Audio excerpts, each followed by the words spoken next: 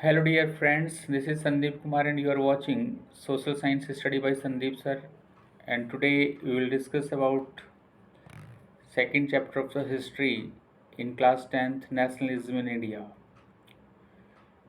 Friends, हमने last chapter में पढ़ा था chapter number 1 the rise of nationalism in Europe, और वहाँ पे हमने देखा था कि जो नेशनलिज्म आइडियाज़ थे these were spreading in the wall world. It was started from Europe से स्टार्ट हुआ था और धीरे धीरे ये अपने पैर अब पूरे वर्ल्ड में फैला रहा था. और जहाँ पर भी अभी तक मोनार्की सिस्टम हुआ करता था, डिक्टेटरशिप हुआ करती थी या कॉलोनियल रूल होता था, वहाँ पर अब लोग जो हैं एक नई विचारधारा उनके अंदर पनप रही थी और अब वो एक नए राष्ट्र के निर्माण की तरफ आगे बढ़ रहे थे. तो इस चैप्टर में भी हम यही देखेंगे कि जो मॉडर्न नेशनलिज्म थी वो यूरोप से आई और काफ़ी नए राष्ट्रों का वहाँ पर फॉर्मेशन हुआ, नए राज्य बने. इसका मतलब ये था कि पीपल की जो अंडरस्टैंडिंग थी, लोगों की जो सोच थी, उनमें बड़े बदलाव आ रहे थे. And they identify and sense of belonging. अब वो क्या कर रहे थे कि उनके अंदर अपना एक आइडेंटिटी या अपने जो सेंस थे यूनिटी को लेके वो अब उनके अंदर बढ़ते जा रहे थे. और अब वो नए सिंबल्स, नए नए आइकन्स, नए सॉन्ग्स, ये हमने रोमांटिसिज्म पढ़ा था, तो वो उन सब चीज़ों को यूज़ करते हैं जिससे कि वो अपने आप को एक यूनिटी, एक पावर बना सके, और जिससे कि वो उनके ऊपर जो भी कंट्रोल कर रहे हैं, इवन हम यहाँ पे कॉलोनियल पीरियड की बात कर रहे हैं, कॉलोनीज़ की बात कर रहे हैं, तो वो अब उनके अगेंस्ट खड़े हो जाते हैं क्योंकि कहीं ना कहीं उनके साथ अब बहुत ज़्यादा एक्सप्लॉयटेशन हो रहा था और वो अपने अधिकारों को लेके अब अवेयर हो चुके थे. दोस्तों, यहाँ पे हम इंडिया के बारे में पढ़ रहे हैं क्योंकि नेशनलिज्म इन इंडिया ही है टॉपिक, तो specially we will read here about India. तो इंडिया में भी बहुत सारी कॉलोनीज़ हुआ करती थी. कॉलोनीज़ मतलब people those came to Britain. जो लोग ब्रिटेन से आए थे एक व्यापारी की तरह, लेकिन वो यहाँ पर एक प्रशासनिक और राजनीतिक ओनर बन जाते हैं. हम उनकी कहानी पढ़ रहे हैं. तो यहाँ पर होता क्या है कि यहाँ पे ग्रोथ होती है मॉडर्न नेशनलिज्म की, और यहाँ पे एक स्पेशल ग्रुप जो होता है, जो हमने पहले भी पढ़ा था कि एक स्पेशल ग्रुप जिसको हमने मिडिल क्लास कहा, अब वो एंटी कॉलोनियल मूवमेंट के से जुड़ जाता है. यानी कि अब वो कॉलोनियल जो गवर्नमेंट होती है उनका विरोध करना शुरू कर देते हैं और अब वो अपनी यूनिटी के बारे में और स्ट्रगल करने लग जाते हैं. वो यूनिटी को डिस्कवर करते हैं, यानी कि लोगों के अंदर वो सेंस डाल देते हैं जिससे कि उनको ये फील हो कि this is their country and these are the actual ruler of this country. अब यहाँ के लोग जो हैं अब अवेयर होते हैं अपने अधिकारों को लेके, अपने देश के प्रति उनमें एक अपनी भावना पनपती है. दोस्तों, इस चैप्टर में हम 1920 के बाद क्या क्या चेंजेस आते हैं लोगों की भावनाओं में, राष्ट्रीयता की भावनाओं में, वो हम स्पेशली फोकस करेंगे. और यहाँ जो कहानी शुरू होती है वो होती है 1920 से. Non cooperation and civil disobedience movement की हम यहाँ बात करेंगे और यहाँ पर कांग्रेस की भी बात करेंगे जिसमें नेशनल मूवमेंट्स होते हैं और बहुत सारे डिफरेंट सोशल ग्रुप्स होते हैं जो इस मूवमेंट के अंदर पार्टिसिपेट करते हैं. और फाइनली एक नेशनलिज्म की जो इमेज है या उसकी जो भावना है उसको वो कैप्चर करते हैं और लोगों को अवेयर करते हैं उनके राइट्स के बारे में. यहाँ पे आप देखेंगे ये एक जुलूस दिखाया हुआ है, मास प्रोसेशंस ऑन दीज स्ट्रीट. ये आप देखेंगे कि 6 अप्रैल 1919 को ये अमृतसर के अंदर एक मूवमेंट हुआ था और लोगों की भीड़ यहाँ पर ये दिखाती है कि लोगों के अंदर जो एक रोमांटिसिज्म की हम बात कर रहे थे, लोग कहने का मतलब ये है कि लोगों ने अपने विचारों से, चाहे वो उनकी पॉइम्स हो सकती थी, उनके प्लेज हो सकते थे, उनके फोक सॉन्ग हो सकते थे, जिससे कि यूनिटी आगे बढ़ रही थी. अब इसमें देखेंगे दोस्तों द फर्स्ट वर्ल्ड वार, खिलाफत एंड नॉन कोऑपरेशन. तो यहाँ पे कहते हैं कि जो नेशनलिज्म होता है उसको बूस्टअप करने में सबसे बड़ा योगदान जो होता है वो फर्स्ट वर्ल्ड वार का होता है. इसी के साथ साथ खिलाफत मूवमेंट जो है वो भी अपना रोल प्ले कर। दोस्तों यहाँ पर 1919 में हम देखते हैं कि जो नेशनल मूवमेंट्स होते हैं वो लगभग सभी एरियाज़ के अंदर फैल जाते हैं और एक नया सोशल ग्रुप बनता है और वो एक दूसरे को हेल्प करते हैं और अपने जो मोड्स ऑफ स्ट्रगल है उनको वो विकसित करते हैं। यहाँ पे देखेंगे first of all we will discuss here about the first world war. First world war में तो दोस्तों फर्स्ट वर्ल्ड वार के दौरान जो 1914 से 1918 तक हुआ था, इस समय पूरा जो विश्व था वो दो पक्षों में भाग में डिवाइड हो गया था, जिसमें एक तरफ एक्सिस पावर हुआ करती थी और एक तरफ थे अलाइन पावर। एक्सिस पावर के अंदर जिसमें जर्मनी, इटली, इनको हम पढ़ेंगे और अलाइन पावर में UK, United kingdom, USA, USSR, France, इनको हम देखते हैं। तो होता क्या है कि ये जो वॉर होता है ये एक लंबे समय तक चलता है और इसके लंबे समय तक चलने के कारण यहाँ भारत की आर्थिक व्यवस्था, राजनीतिक व्यवस्था और जो सामाजिक व्यवस्था थी वो डिस्टर्ब हो गई थी। यहाँ पे देखते हैं कि क्या क्या भारत के ऊपर इसका असर पड़ा। It led to huge increase in defence expenditure. कहने का मतलब यहाँ पे जो कॉलोनीज थी वो सबसे ज़्यादा जो अपना जो खर्चा था, एक्सपेंडिचर था, वो डिफेंस पे कर रहे थे। और इससे हुआ क्या कि जो वॉर लोन्स थे वो बढ़ रहे थे, टैक्सेस उन्होंने बढ़ा दिए थे, क्योंकि anyhow they want to complete their desires, their needs. और उन्होंने क्या किया कि लोन बहुत ज़्यादा ले लिया था यूरोपियन कंट्रीज़ ने, कहने का मतलब ब्रिटेन की बात कर रहे हैं हम यहाँ पर।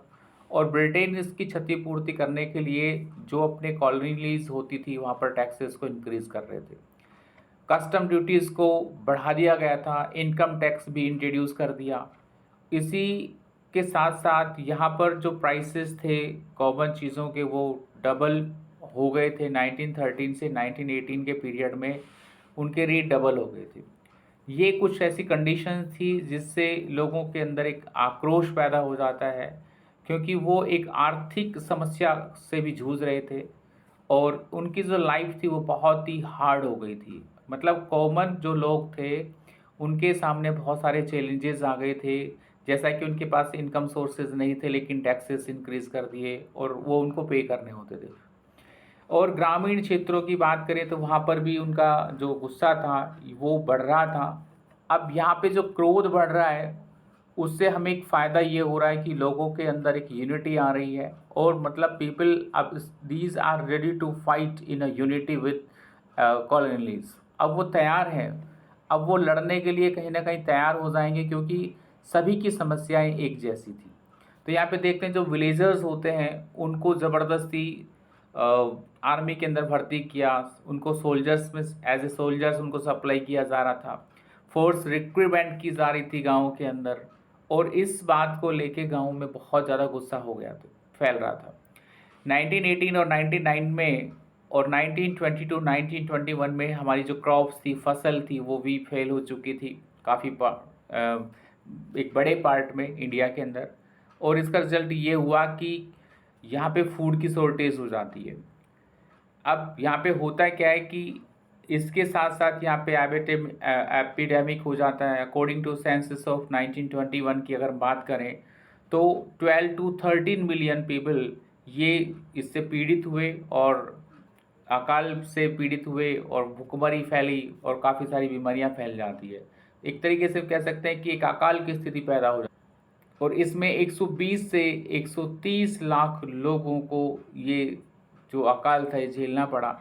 तो यहाँ पे देखेंगे कि जो लोग हैं अब वो कहीं ना कहीं क्या अपना एक नया रास्ता ढूंढ रहे हैं, एक नया सोर्स ढूंढ रहे हैं, और वो है कि हमें जो कॉलोनीज़ हैं जिन्होंने हमें एक हार्डशिप इकोनॉमिक लाइफ दी है उनके अगेंस्ट वो खड़े हो जाते हैं। दोस्तों यहाँ पे देखते हैं the idea of Satyagraha. Actually जो सत्याग्रह था ये इंट्रोड्यूस कराया था गांधी जी ने और इसमें था पैसिव रेसिस्टेंट। पैसिव रेसिस्टेंट का मतलब यहाँ पे हम यही करेंगे कि किसी प्रकार का नुकसान न पहुंचाते हुए और सच्चाई के रास्ते को अपनाना और एक नैतिक कर्तव्य को अपनाना और अपनी जो मांगें होती है उनको एक रिक्वेस्टिंग वे से अपनी मांग, अपनी डिमांड को रखना। दोस्तों, यहाँ पे महात्मा गांधी जी का बहुत बड़ा रोल होता है। महात्मा गांधी जी अफ्रीका से 1915 जनवरी 1915 में भारत में आते हैं और जैसे उन्होंने भारत की इन समस्याओं को देखा तो वो एक एक्टिव रोल प्ले करते हैं भारत को यूनिटी कराने में, भारत को इस तरीके के राइट्स दिलाने में। तो यहाँ देखते हैं कि जैसे वो 1915 में अफ्रीका से आए तो उन्होंने साउथ अफ्रीका में भी इसी प्रकार के जैसे भेदभाव की नीति हुआ करती थी, वहाँ पर भी ब्लैक एंड वाइट हुआ करते थे, उनके बेसिस पे उनसे डिस्क्रिमिनेशन हुआ करता था और एक्सप्लॉयटेशन होता था। तो गांधी जी ने वहाँ पे एक सक्सेस टेक्निक अपनाई थी जिसको हम कह सकते हैं सत्याग्रह। और सत्याग्रह में आप यहाँ पे देखेंगे जो पिक्चर आपको दिखाई गई है, इसमें कुछ इंडियन वर्कर्स हैं जो सारे के सारे मिलके साथ चल रहे हैं और यहाँ पे महात्मा गांधी जो है वो लीड करते हैं इनको। तो इससे क्या हो रहा है कि उनके फाइनली वो स्ट्रगल करते हैं, ठीक है, और कॉलोनियल गवर्नमेंट के अगेंस्ट खड़े होते हैं। फाइनली जो सत्याग्रह मूवमेंट है वो सक्सेस हो जाता है। दोस्तों, यहाँ पे हम देखेंगे कि जो सत्याग्रह को लेकर गांधी जी का विचार है वो यही है कि आपको अपने अधिकारों के लिए, अगर आपके साथ इनजस्टिस हो रहा है तो उसके लिए लड़ना कोई ज़रूरी नहीं है, उसके लिए फिजिकल फोर्स करना कोई ज़रूरी नहीं है, उसको आप विरोध कर सकते हैं और बिना किसी नुकसान के, बिना किसी क्रोध के। तो वो उनका जो रास्ता था वो सत्याग्रह था। वो कहते हैं कि सत्य की राह पर चलने वाले जो लोग हैं वो हमेशा अपने बैटल में जीतते हैं। और उन्होंने नॉन वायलेंस का भी एक जो वे है जो बहुत ही वर्ल्ड फेमस है कि उनका जो अहिंसा के पुजारी थे कि किसी भी प्रकार के किसी के मन क्रम वचन से हिंसा नहीं करनी है और हमें उसके बावजूद भी अपने अधिकारों की एक डिमांड रखनी है। हम मूवमेंट करेंगे लेकिन किसी प्रकार की कोई मानव क्षति या किसी वस्तु की क्षति नहीं होनी चाहिए। तो यहाँ पर ये जो इनका विचार था, जो विचारधारा थी, ये बड़ी अच्छी विचार। और फाइनली फिर वो अपना हथियार इसी को बनाते हैं। तो यहाँ पे देखते हैं कि दोस्तों इस स्ट्रगल में ट्रुथ का सहारा लिया गया था और यहाँ पर महात्मा गांधी ने ऐसा विश्वास किया कि धर्म of non violence could unite all Indians. वो कहते हैं कि यहाँ पे जो धर्म है वो नॉन वायलेंस, अहिंसा के बेस पे पूरे भारत को वो एक कर देगा, ऐसा गांधी जी का विचार था। अब गांधी जी जैसे इंडिया में पहुंचते हैं, महात्मा गांधी जी सक्सेसफुल ऑर्गेनाइज सत्याग्रह मूवमेंट। जैसा उन्होंने सत्याग्रह मूवमेंट अफ्रीका में उनका सक्सेस रहा था, उसी प्रकार से ये मूवमेंट्स भारत में भी, जैसे ही वो भारत में आए तो उन्होंने भारत की दयनीय स्थिति को देखा।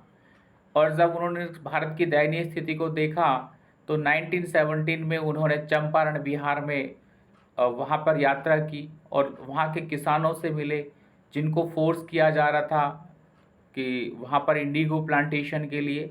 इंडिगो प्लांटेशन कह सकते हैं कि उससे क्या होता था कि जो उसकी जो ज़मीन होती थी उसकी फर्टाइल पावर जो हुआ करती थी वो लॉस हो जाती थी और वो बंजर बन जाती थी ज़मीन। तो 1917 में उन्होंने चंपारण में गए और चंपारण में उनका जो सत्याग्रह का मूवमेंट था वो काफ़ी सपोर्ट किया लोगों ने वहाँ पर, वहाँ के किसानों ने, और वो फाइनली सक्सेस हुआ।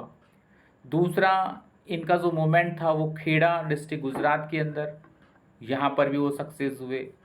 तीसरा जो इनका मूवमेंट होता है वो अहमदाबाद में होता है रेवेन्यू को कलेक्शन को लेके। और 1918 में गांधी जी अहमदाबाद जाते हैं और वहाँ पर भी कॉटन मिल वर्कर्स जो होते हैं तो वहाँ उनकी कुछ कंडीशंस, कुछ सैलरी को लेकर उसको बढ़ाने के लिए तो गांधी जी के ये तीनों मूवमेंट सक्सेस हो जाते हैं।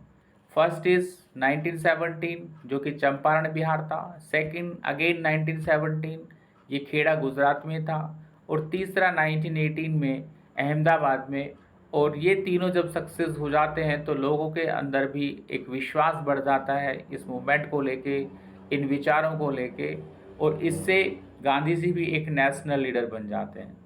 दोस्तों, यहाँ पे जैसे ही वर्ल्ड वार ओवर होता है यहाँ पे आपको एक बात बताना चाहूँगा कि Gandhi ji first world war में जो कॉलोनियल्स थे, यानी कि जो अंग्रेज़ थे, उनके सपोर्टिव के रूप में सामने आए थे।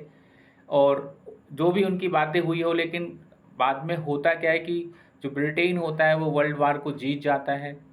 ये कहानी लंबी रहेगी, लेकिन बस आप इतना ही समझिए कि 1918 में फाइनली ब्रिटेन की तरफ जो है ये रिजल्ट रहता है और वो जीत जाता है। उसके बाद अब जो पॉलिटिकल लीडर्स हैं वो अपनी डिमांड करते हैं, क्योंकि उन्होंने बहुत अच्छे से सपोर्ट किया था उनको, एक हार्ड लाइफ को जिया था, और उन्होंने टैक्सेस भी और डिफेंस के लिए भी उन्होंने अपनी जानें गंवाई थी। लेकिन दोस्तों यहाँ पे हमारे साथ बड़ी नाइंसाफ़ी हो जाती है, और 1919 में यहाँ पर गांधी जी ने डिसाइड किया एक national wide satyagraha against the proposed Rowlatt Act. अब यहाँ पे क्या था कि दोस्तों एक रोलेट एक्ट उन्होंने पास कर दिया था 1919 में। इस चीज़ को आप समझिए कि 1914 से 1918 तक फर्स्ट वर्ल्ड वार हुआ, और जैसे ही अब भारतीय लोगों ने अपनी जो मांग थी वो अंग्रेज़ों के सामने, ब्रिटिश के सामने रखना शुरू किया, ब्रिटिश गवर्नमेंट के सामने, तो उन्होंने कहीं न कहीं इसको डिनाई करने की कोशिश की, और instead of to give us right उन्होंने एक एक्ट इम्पोज़ कर दिया। और इस एक्ट के अकॉर्डिंग मतलब कोई ये एक्चुअली पहले ये देख लीजिए कि इसको इम्पीरियल लेजिस्लेटिव काउंसिल जो है, जो ब्रिटेन के अंदर हुआ करती थी, वहाँ पे इंडियन जो मेंबर्स थे उन्होंने इस कानून का बड़ा विरोध किया, रोलेट एक्ट का, लेकिन उसके बावजूद भी इसको बहुत जल्दीबाजी में पास कर दिया। और ये जो कानून था, इसने जो ब्रिटिश गवर्नमेंट थी, भारत के अंदर जो कॉलोनियल पावर थी, उनको बहुत ज़्यादा शक्ति दे दी थी। और उससे जो पॉलिटिकल एक्टिविटीज़ थी, पॉलिटिकल एक्टिविटीज़ का मतलब जो भारत के लिए राइट्स की डिमांड कर रहे थे, जो स्ट्रगल कर रहे थे, जो मूवमेंट कर रहे थे, फाइनली तो उन्हीं को टारगेट किया गया और उनको डिटेंशन के लिए अलाउ कर दिया। यानी कि उनको इतनी शक्ति दी कि आप जिसको चाहें उसे जेल में डाल सकते हैं, और जिनको हम जेल में डालेंगे उनके लिए कोई ट्रायल नहीं होगा। 2 साल तक आप उनको ना वकील, ना दलील, कुछ नहीं होगा, ना उनकी कुछ सुनवाई होगी, सीधा जेल में उनको डाल दिया जाए। तो गांधी जी अब non violence civil disobedience against इस जो अनजस्ट रूल था, जो ये हम देख रहे हैं रोलेट एक्ट था, इससे गांधी जी बहुत नाराज़ हो जाते हैं और वो एक देशव्यापी हड़ताल कर देते हैं ऑन 6 अप्रैल। 6 अप्रैल को वो अमृतसर से शुरू करते हैं। अमृतसर में वो जाते हैं तो वहाँ पे रैलीज़ ऑर्गेनाइज़ की गई काफ़ी सिटीज़ के अंदर, और भी दूसरे शहरों के अंदर काफ़ी सारी रैलीज़ जो हैं वो रोलेट एक्ट के अगेंस्ट जो है ऑर्गेनाइज़ की। वर्कर्स जो थे वो भी स्ट्राइक करने लगे, रेलवे वर्कशॉप वाले वो भी काम रोक के और अपना स्ट्रगल में अपना रोल प्ले करते हैं। शॉप्स जो थी वो क्लोज़ कर दी जाती है, और बाकी पॉपुलर और यहाँ पर जो यह पॉपुलर स्ट्रगल हो रहा था, इसमें टेलीग्राफ की सेवा वो सारी डिसरप्ट कर दी गई थी। ब्रिटिश एडमिनिस्ट्रेशन ने डिसाइड किया to clamp down on nationalist. अब वो यही चाह रहे थे किसी तरीके से इनको रिप्रेस किया जाए, तो लोकल लीडर्स भी उनको उठाए, पिकअप किया गया, और अमृतसर से महात्मा गांधी जो है बड़े नाराज़ होते हैं इस बात को लेके कि वहाँ के जो नेशनल लीडर्स होते हैं अमृतसर में, उनको वहाँ से उठाया और जेल में डाल दिया। गांधी जी अब क्या करते हैं, 10 अप्रैल को अमृतसर के अंदर पुलिस ने भी वहाँ पर फायर कर दिया था। पीसफुल प्रोसेसन हो रहा था वहाँ पे, अमृतसर के अंदर भी इसके विरोध में रैलियाँ निकल रही थी, लेकिन वहाँ पर पुलिस ने क्या किया, वो शांतिपूर्ण एक जो रैली निकल रही थी, एक विरोध रैली निकल रही थी, उस पर गोलियाँ चला दी गई। इससे भी काफ़ी लोग हताहत होते हैं, और लोगों ने गुस्से गुस्से के अंदर जो बैंक्स थे, पोस्ट ऑफिस थे, रेलवे स्टेशन थे, वहाँ पर उन्होंने अटैक करना शुरू कर दिया। इसको देखते हुए अमृतसर के अंदर मार्शल लॉ इम्पोज कर दिया गया। मार्शल लॉ जब वहाँ का, हम ये कह सकते हैं, ये एक प्रोसेस होता है जिसमें जो लोकल गवर्नमेंट होती है, अगर वो सक्सेस नहीं होती है तो वहाँ पर मिलिट्री रूल इम्पोज कर दिया जाता है, और मिलिट्री जो रूल होता है उसको डायरेक्ट पावर्स दी जाती है। तो यहाँ पे हम देखते हैं जो कमांडर थे वो जनरल डायर थे, और लोग these were not aware about the martial law, actually उनको पता ही नहीं था कि मार्शल लॉ होता क्या है। और वो क्या करते हैं कि 13 अप्रैल को इस एक मेला था वहाँ पर, जलियांवाला बाग, ठीक है, तो वहाँ पे लोग चले जाते हैं और उन्होंने ये भी सोचा था कि मेले के बहाने हम एक बार सभी लोग मिलकर बात कर लेंगे और हमें आगे क्या एक प्रोसेस करना है। लेकिन यहाँ पर होता क्या है कि इनको पता चल जाता है ब्रिटिश गवर्नमेंट को, ठीक है। और वहाँ पर एक इंसिडेंट होता है 13 अप्रैल 1919 को। इस दिन बड़ी भीड़ आती है मेले के बहाने। मेला भी था, बहाना भी क्या, मेला ही था एक्चुअली वहाँ पर। और लोग these were not aware about the martial law. और इन्होंने, जनरल डायर ने क्या किया, उस पूरे एरिया को चारों तरफ से घेर लिया और जो रास्ते थे उनको भी बंद कर दिया गया और वहाँ पर ओपन फायर का ऑर्डर दे दिया। काफ़ी जो लोग थे वहाँ पर, यहाँ पे मोर देन 100 लिखा हुआ है, लेकिन आप 1000 मान के चले कि वहाँ पे काफ़ी लोगों को मारा गया और निहत्थे थे। वो बेचारे सीधे अपने मेला देखने आए थे, लेकिन वहाँ पर गोलियाँ चला दी गई। और उसके बाद वहाँ पर, और बाद में फिर उन्होंने बाद में ये बात बोली गई थी कि वो अपना एक मोरल इफेक्ट, एक नैतिक जो प्रभाव है वो लोगों पर छोड़ना चाहते थे। अंग्रेज़ों ने ये बात कही है। उसके बाद सत्याग्रह की जो फीलिंग थी वो भी एक टेरर और एव की तरह उन्होंने देखा। तो दोस्तों यहाँ पे हम देख क्या रहे हैं कि यहाँ पे अब एक फोर्सफुली, मतलब लोगों को फोर्स किया जा रहा है, एक्सप्लॉयटेशन हो रहा है, उनको ज़बरदस्ती उनके अधिकार छीने जा रहे हैं। दूसरा हम इसमें देखते हैं कि ये जो न्यूज़ थी जलियांवाला बाग वाली, वो पूरे के पूरे देश में फैल जाती है, हर गली के अंदर फैल जाती है, नॉर्थ इंडिया के हर टाउन में फैल जाती है। इससे होता क्या है कि स्ट्राइक और क्लेशेस बढ़ जाते हैं। पुलिस और लोगों के आमने सामने लड़ाइयाँ होनी शुरू हो जाती है। गवर्नमेंट जो है वो बहुत ही बुरी तरीके से रिप्रेशन करती है, इन विद्रोह को दबाती है। और यहाँ पर कह सकते हैं कि सत्याग्रह जो था वो फोर्स किया उनको कि वो उन सत्याग्रही जो भी थे, अंग्रेज़ों ने उनको पकड़ा और उनको अपने नोज़ को ज़मीन पर रगड़ने के लिए फोर्स किया और उनको स्ट्रीट में उनको घसीटा गया, उनको पकड़ पकड़ के खींचा गया। तो यहाँ हम यही कहना चाहते हैं कि मतलब उनके साथ बहुत ही कठोरतम एक कार्रवाई की गई, जो भी नेशनलिस्ट थे, जो भी मूवमेंट कर रहे थे।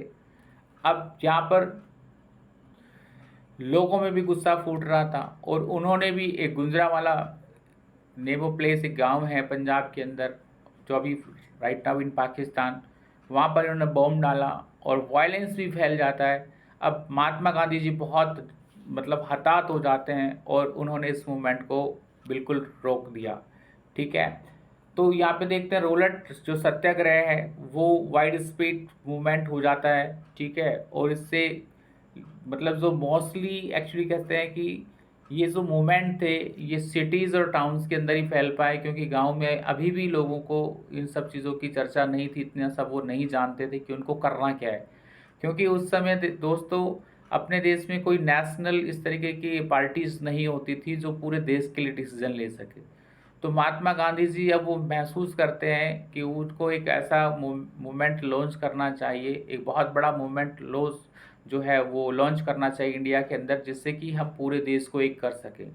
क्योंकि ये सिर्फ टाउन्स और जो बड़े सिटीज़ हैं उनके बस की भी इतना नहीं है। अगर हम सारे साथ चलेंगे, अगर हम गांव के पीजेंट्स को भी साथ लेते हैं तो हम सक्सेस होंगे। तो दोस्तों यहाँ पर अब अंग्रेज़ों ने क्या है कि डिवाइड एंड रूल की पॉलिसीज़ भी इम्पोज कर रखे थे इंडिया के अंदर। हिंदू मुसलमानों को ये पहले ही बांट चुके थे 1919 में। तो दोस्तों यहाँ ज़रूरत थी कि इस जो मुस्लिम हैं उनको भी साथ लिया जाए और यहाँ पे अब इनको एक बहुत अच्छा एक मौका भी मिल जाता है। गांधी जी ने सोचा कि जब ये 1918 में जब वर्ल्ड वार ख़त्म होता है तो एक ऐसा रिमूवर फैल जाता है कि जो फर्स्ट वर्ल्ड वार जब एंड होता है तो उन्होंने ओटोमान टर्की को डिफीट कर दिया था। अंग्रेज़ों ने, ब्रिटिश गवर्नमेंट ने ओटोमान टर्की को डिफीट कर दिया था। और ओटोमान टर्की के अंदर जो इनका रिलीजियस कह सकते हैं जो मास्टर है, जो गुरु है इस इस्लाम का, तो वहाँ पर जो स्पिरिचुअल हेड था इस्लाम वर्ल्ड का, जिसको हम खलीफा कहते थे, तो उसके ऊपर एक बहुत हार्ड एक ट्रीटी इम्पोज की है। इससे क्या होता है कि वो डिफेंड करने के लिए जो यहाँ के भारतीय मुसलमान थे, वो खलीफा को डिफेंड करने के लिए वो भी कुछ अपने मूवमेंट शुरू कर देते हैं और वो भी कॉलोनियल गवर्नमेंट के अगेंस्ट खड़े हो जाते हैं। तो दोस्तों ये जो खिलाफत मूवमेंट है, खिलाफत कमेटी है, इसको बॉम्बे के अंदर 1919 मार्च 1919 में इसको फॉर्म किया गया। और इसके जो फाउंडर थे वो दो मुस्लिम लीडर्स थे, जिसमें मोहम्मद अली और शौकत अली थे। और इन्होंने भी महात्मा गांधी से डिस्कस करना शुरू कर दिया, क्योंकि दोस्तों इधर हम देख रहे हैं कि महात्मा गांधी जी भी मूवमेंट कर रहे हैं, और साथ में हमें जो इस्लामिक वर्ल्ड है यानी कि जो मुसलमान हैं उनका भी हमें सहयोग मिल जाता है। और गांधी जी ने इसको एक अच्छी अपॉर्चुनिटी माना, और इसको मुस्लिम और जो हिंदूज थे उनको एक अम्ब्रेला के नीचे लाया जाता है। कहने का मतलब अब ये दोनों हाथ मिला के चलते हैं, और अब these stand against the British rule. और इस बात के कलकत्ता सेशन में कांग्रेस सितंबर 1920 में उन्होंने बातें की, जितने भी लीडर्स थे उनसे बात करने के बाद उन्होंने एक नॉन कॉपरेशन मूवमेंट को और सपोर्ट ऑफ खिलाफत का भी मतलब फॉर स्वराज। तो दोस्तों यहाँ पे कांग्रेस है वो कंसर्न करती है एक प्रपोजल का कि 9 नवंबर 1920 के अंदर उन्होंने जो काउंसिल इलेक्शंस थे उनका बायकॉट करना शुरू कर दिया। अब उनके अंदर एक डर था मूवमेंट जो कहीं वो कहीं वायलेंस ना हो जाए मूवमेंट के अंदर, और गांधी जी वायलेंस के बिल्कुल खिलाफ थे। तो उसी मंथ में क्या होता है, सितंबर और दिसंबर ये ऐसे मंथ थे जहाँ पर कांग्रेस जो है वो बहुत ही परेशान हो जाती है। उसके बाद वहाँ पर कोई मीटिंग नहीं होती है, क्योंकि सभी जो मेंबर्स ऑफ कांग्रेस कमेटी थे उनके अंदर अपने विचारों में मतभेद हो जाता है। लेकिन फाइनली कांग्रेस का सेशन होता है नागपुर के अंदर दिसंबर 1920 के अंदर। दोस्तों इसमें ध्यान रखना कि 1920 के अंदर यहाँ पर दो कांग्रेस सेशन हो रहे हैं। एक हमने कलकत्ता पढ़ा था जो सितंबर 1920 में हुआ था, और दूसरा जो सेशन है, दूसरी जो मीटिंग है कांग्रेस की वो नागपुर में होती है दिसंबर 1920 में। और यहाँ पर नॉन कॉपरेशन जो प्रोग्राम था उसको अडॉप्ट कर लिया गया, मतलब ये मान लिया गया कि नॉन कॉपरेशन मूवमेंट अब होना चाहिए। तो यहाँ पे देखेंगे कि हाउ डिड मूवमेंट अनफोल्ड और कैसे लोग इसमें पार्टिसिपेट करते हैं, और सोशल ग्रुप्स जो है अपने आप को कैसे इसमें अपना एक रोल प्ले करते हैं। दोस्तों आज के लिए तो इतना ही। इसमें एक बार आप देख लीजिए बॉयकॉट ऑफ द क्लॉथ्स है जुलाई 1920 के अंदर। यहाँ पे आप देख रहे हैं ये गांधी जी का जो अपना सिंबल है जो चरखा है, वो अब अपना एक सिंबल दे रहे हैं कि they will produce everything in our India, they will not import anything to the British government, and they started boycott of the all the things। तो फॉरेन की जो भी चीज़ें होती है वो उनका बायकॉट करना शुरू कर देते हैं। सीधा सीधा ये कहें कि जो ब्रिटिश गवर्नमेंट है अब उनका विरोध एक बड़े स्तर पर भारत में होने लग जाता है। दोस्तों यहाँ तक इतना ही, आगे की कहानी हम आगे के नेक्स्ट पार्ट में पढ़ेंगे। आई होप ये वीडियो आपको पसंद आया होगा, और आप अपनी बुक ज़रूर लेके बैठें जब भी आप इसमें पढ़ें। तो क्वेश्चन भी आपसे मैं कहा था कि मैं क्वेश्चन भी आपसे पूछा करूंगा। तो दोस्तों इसमें एक क्वेश्चन यही है कि जो दिसंबर 1920 में कांग्रेस की मीटिंग हुई थी वो कहाँ पर हुई थी। इसी के साथ मिलते हैं अगली वीडियो में, तब तक के लिए जय हिंद जय भारत।